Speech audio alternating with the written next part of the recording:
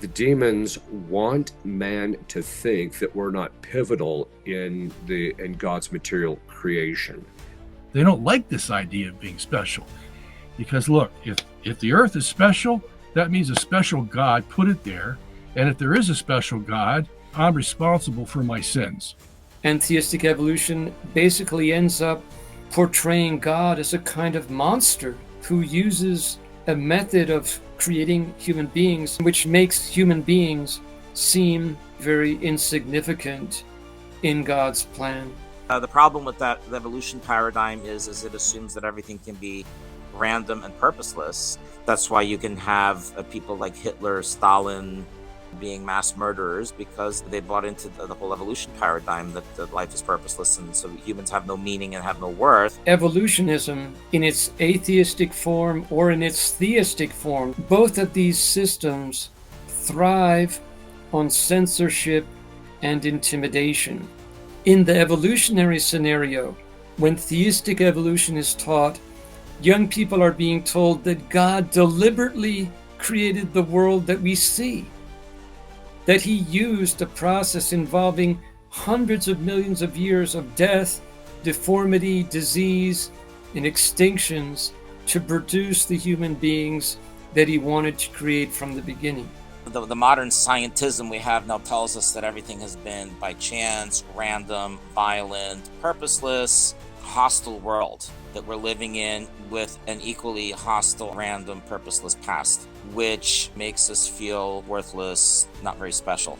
The diabolic side to this is they want us to think that we're not special or pivotal in relationship to being at the pinnacle of God's creation. And so they want us to think that the earth is not special, human beings aren't special, and that we're just one of many. And so this would then give foundation for saying, and because we're not special, there's no real reason why God would become incarnate here, because there's nothing special about man. He might have become incarnate somewhere else, etc. So there's all sorts of different theories that then arise from it once man is displaced from that particular central role in God's creation as we understood from the book of Genesis. Certain theological issues that not just affect the question of evolution and man, it's ironically the same set of questions that then become problematic in relationship to the positing that there are aliens on other planets. The geologic column indicates that it was formed very, very rapidly. That correlates with the biblical account of the flood. The geological column, that records our past. If you don't know your past, you're not going to know what your purpose is in this world. What I'm saying is that the geologic column is actually indicative of a lot of purpose, and that it is indicative of a major historical event that indicates how much God cared, to the point where he had to do something drastic to prevent something horrible, more horrible, from happening. Foreword was written by Albert Einstein, by the way. He says, there has been no experiment ever done to prove that the Earth is in motion. The data they can't change, but the interpretation, they can finagle that.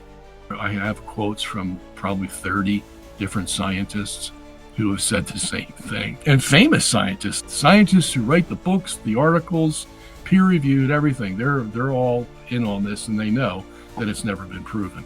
90% of them, according to Scientific American, in a recent study, are atheists, all geared toward getting God off the stage. You have to look at that motive as the reason for their interpretations. Remember, this is a religious war as much as it is a scientific war. Our grade school children, our high school children, college level, PhD level, why are they not being taught this possibility? We have been all over the world, and we can testify to the fact that young people who are taught that sound theology, sound philosophy, and sound natural science confirm the Word of God as understood in the church from the beginning, they do not leave the church. The knowledge that we're passing on is transforming people.